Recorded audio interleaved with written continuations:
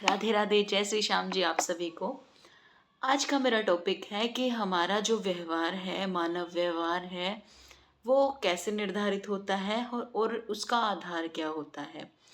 तो आपकी जानकारी के लिए मैं बता दूं कि जो हमारा व्यवहार है वो दो ही बातों पर निर्भर करता है या दो कारकों पर निर्भर करता है। वो है एक तो आनुवंशिकता और एक वातावरण।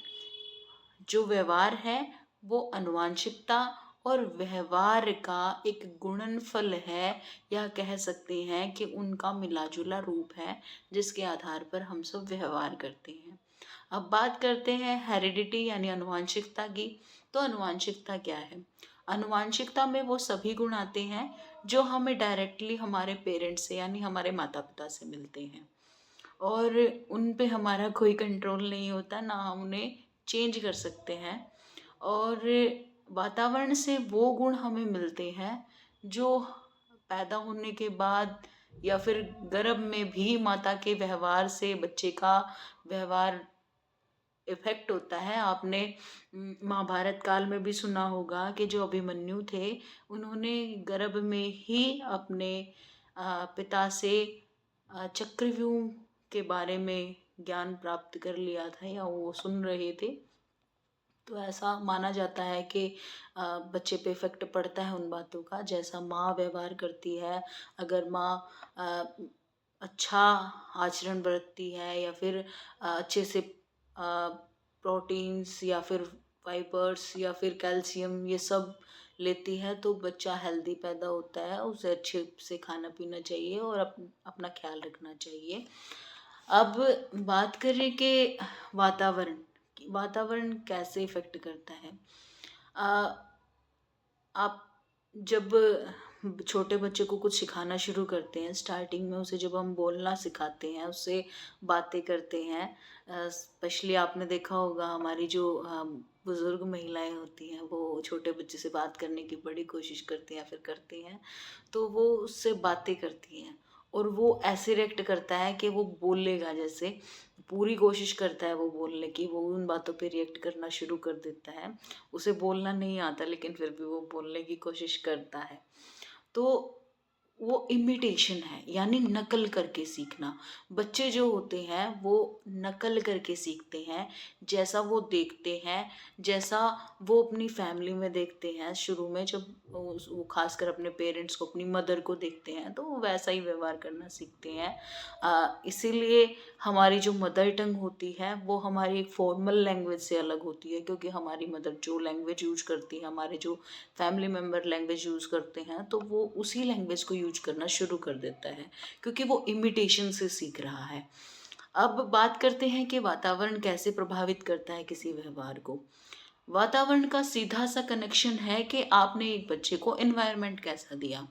फॉर एग्जाम्पल, एक बच्चा है जिसे आपने एक अच्छी पेरेंटिंग दी, मतलब उसका लालन पालन बहुत अच्छा किया, अच्छे परिवेश में किया, उसे अच्छी एजुकेशन दी, उसे टाइम पे पढ़ने के लिए किताबें मिली, उसे स्कूल मिला, एक उसके इंटरेस्ट के हिसाब से एरिया मिला, उसके पेरेंट्स ने उसे बहुत अच्छी परवरिश दी, उसे दोस्त बहुत अच्छे मिले, उसे समाज में रिस्पेक्ट मिली, कह सकते हैं कि उसे अपने टीचर्स का सपोर्ट मिला, अपने दोस्तों का मिला, सोसाइटी का मिला। और एक तरफ हम ऐसे बच्चे को रखते हैं कि जिसकी फाइनेंशियल कंडीशन बिल्कुल अच्छी नहीं थी और उसे बचपन से ही ऐसा माहौल मिला कि खाने के भी लाले पड़े हुए हैं। तो अगर किसी बच्चे की बेसिक नीड्स, जिसको हम कह सकते हैं कि खाने की या फिर पढ़ने की या फिर घर की, कपड़ों की, ये नीड ही पूरी नहीं हो रही, तो क्या वो बच्चा अच्छे तरीके से विकास कर पाएगा? नहीं। उसका व्यवहार उन सब चीज़ों से इफ़ेक्ट होगा। आप सब ने सुना होगा कि इसने ये क्राइम कर दिया, ये तो पता नहीं वो कैसे कर रहा है, या फिर लोग ऐसा कैसे कर देते हैं कि वो किसी का मर्डर तक कर देते हैं। क्या हमने कभी जानने की कोशिश करी है कि उन चीज़ों के पीछे क्या क्या फैक्टर रहे होंगे? हो सकता है कि उसको हेरिडिटी से थोड़े बहुत गुण मिले हों, कि भाई उसके पेरेंट्स में से किसी को चोरी करने की हैबिट हो या फिर कोई और ऐसा क्राइम छोटा मोटा करने की हैबिट हो, तो थोड़ा सा तो 1-2% उसमें भी आ सकता है वो, क्योंकि जैसा हमारे पेरेंट्स व्यवहार करते हैं, जैसा हमारे पेरेंट्स के जीन्स होते हैं, वो हमें इफ़ेक्ट करते हैं। कह सकते हैं 30-40% या 50% भी। इनफैक्ट जो हमारी इंटेलिजेंस होती है वो तो 90% है, हेरिडिटी से ही निर्धारित हो जाती है। हम उसको बढ़ा नहीं सकते, हम उसको प्रैक्टिस से इन्हांस कर सकते हैं, थोड़ा बहुत ठीक कर सकते हैं, मतलब अपनी मेमोरी को थोड़ा स्ट्रॉन्ग कर सकते हैं, लेकिन हम अपनी बुद्धि को नहीं बढ़ा सकते। इसको हेरिडिटी से ही माना गया है कि ये हेरिडिटी से ही निर्धारित हो जाती है या आनुवांशिकता से ही निर्धारित हो जाती है। अब किसी बच्चे की आंखें नीले रंग की हैं, तो क्या हम उन्हें चेंज कर सकते हैं? नहीं। खैर आजकल तो आर्टिफिशियल या फिर आर्टिफिशियल इंटेलिजेंस कह लो या फिर हमारी साइंस ने बहुत तरक्की कर लिया, वो ऐसा कर सकते हैं, लेकिन नेचुरली देखा जाए तो हम ऐसा नहीं कर सकते। हम अपने हमें जैसे हमारे पेरेंट्स से बालों का कलर मिला है, हमारा नैन नक्श है, या फिर हमारे हमारी आवाज़ है, हमारे इनफैक्ट हमारे बॉडी पे तिल भी होते हैं ना, जो वो भी हमारी हेरिडिटी से ही निर्धारित होते हैं। और हमारी आँखों का कलर कैसा होगा, हमारा स्किन कलर कैसा होगा, और ये सब बातें हमारी हेरिडिटी से ही निर्धारित हो जाती हैं, आनुवांशिकता से ही निर्धारित हो जाती हैं। लेकिन अब वातावरण हमें कैसा मिला, हमारी पेरेंटिंग कैसे हुई। अब पेरेंटिंग का मतलब है कि माता पिता ने हमें परवरिश कैसी दी, या फिर आसपास के लोगों ने हमारे साथ व्यवहार कैसे किया, हमें कैसा इन्वायरमेंट मिला। वो सब डिपेंड करता है कि एक बच्चा कैसे इम्प्रूव करेगा या फिर वो कैसा व्यवहार करेगा। इसीलिए किसी भी जो क्रिमिनल्स होते हैं उनके व्यवहार को निर्धारित करने वाले बहुत सारे फैक्टर होते हैं। मैंने पहले बताया आपको कि हेरिडिटी भी थोड़ा बहुत इन्वॉल्व हो सकता है। उसके बाद ऐसा भी हो सकता है कि वो अपने पेरेंट्स को ऐसा करते हुए देखे, क्योंकि वो तो नकल से सीख रहा है। उसके पेरेंट्स अगर ऐसा नहीं करते तो हो सकता है कि उसने अपने दोस्तों के साथ ऐसा कुछ देखा होगा। पहले उसने छोटा मोटा क्राइम किया होगा, स्कूल में पेंसिल वगैरह चुराई होंगी, या फिर छोटा मोटा झगड़ा किया होगा। और फिर उसके बाद सोसाइटी का इफ़ेक्ट भी बहुत पड़ता है कि उसको उसकी फाइनेंशियल सिचुएशन कैसी थी, किन हालातों में उसने ऐसा किया। तो ये सब चीज़ें एक व्यवहार को निर्धारित करती हैं। कोई भी व्यवहार, कोई भी व्यक्ति कैसा भी व्यवहार बिना किसी रीज़न के नहीं करता, उसके पीछे कोई ना कोई एक रीज़न होता है। आप जानते ही हैं कि लाइफ कभी भी आसान नहीं होती। लाइफ तो भगवान जी की भी आसान नहीं थी। भगवान राम तो राजा थे, लेकिन फिर भी उन्हें इतनी सारी मुश्किलें झेलनी पड़ी। उन्हें 14 वर्षों के वनवास पे जाना पड़ा,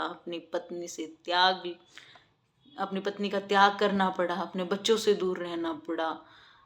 और अगर चाहते तो वो एक झटके में, अगर कहते हैं कि वो भगवान हैं, तो वो तो एक झटके में शायद एक थोड़ी सी देरी लगनी थी उन्हें तो अपना मैजिक दिखाने में, और वो अपनी उन सिचुएशंस को डील कर लेते।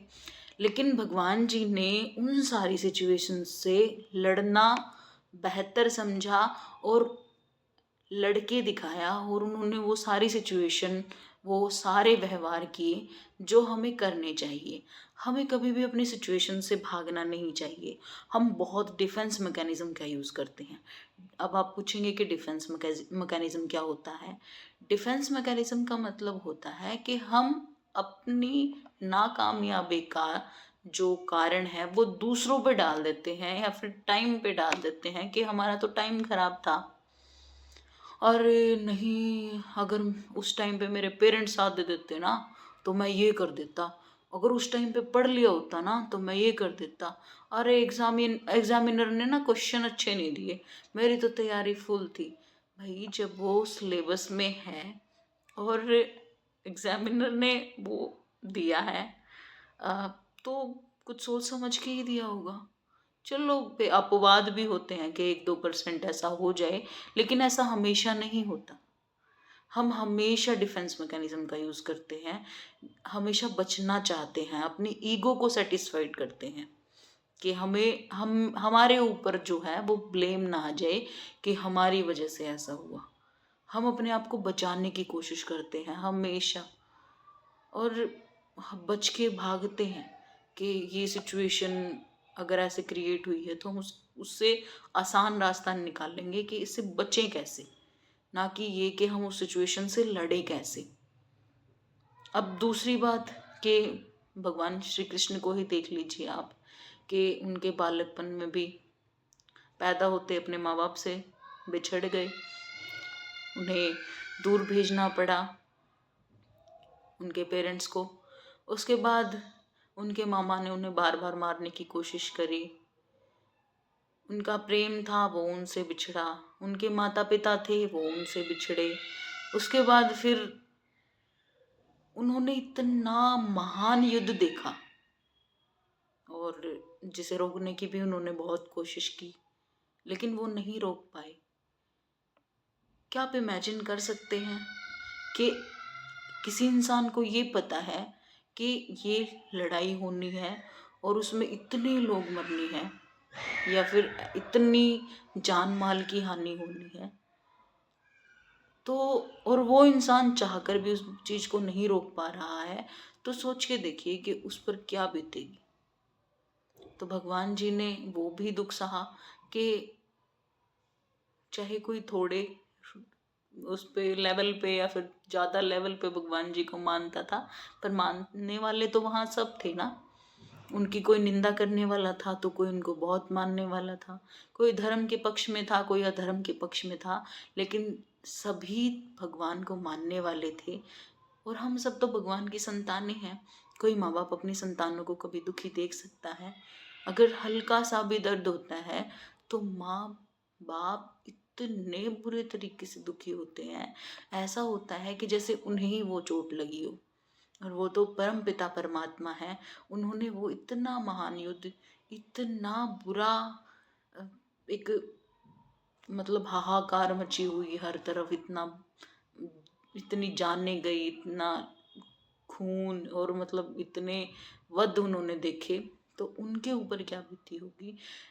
लेकिन अगर हम देखें कि भगवान जी जब इस बात को नहीं रोक पाए, भगवान जी ने जब अपने उन जीवन के हर एक पल को एक आदर्श बनकर सभी के लिए जीना अच्छा समझा, तो हम तो फिर भी इंसान हैं। हमें तो वो काम करना ही पड़ेगा जो हमें दिया गया है, हमारे पेरेंट्स के द्वारा, हमारी सोसाइटी के द्वारा, या हमें जो करना है। हमें सहयोग करके एक अच्छा सोशल वर्कर बन के, एक अच्छा कह सकते हैं सामाजिक प्राणी बन के हमें हर एक व्यवहार करना चाहिए जो हमारी सोसाइटी के लिए अच्छा हो, हमारे लिए अच्छा हो, हमारे माता पिता के लिए अच्छा हो। क्योंकि हमें यहाँ तक लाने के लिए, हमारी लाइफ को आगे बढ़ाने के लिए हमारे माँ बाप का सबसे बड़ा योगदान होता है। तो मैं बात फिर से अपने विषय पे आती हूँ और बात करती हूँ कि हमारे व्यवहार को इन्वायरमेंट और हेरिडिटी यानी आनुवांशिकता और वातावरण दोनों ही प्रभावित करने वाले कारक हैं। और मानव का व्यवहार या फिर किसी का भी एनिमल बिहेवियर भी कह सकते हैं आप, लेकिन हम यहाँ पे मानव व्यवहार के बारे में बात कर रहे हैं। तो मानव व्यवहार जो है वो इन दो कारकों से निर्धारित होता है, आनुवांशिकता से और वातावरण से। आज के लिए इतना ही। Thank you so much. Radhe Radhe. जय श्री श्याम जी आप सभी को।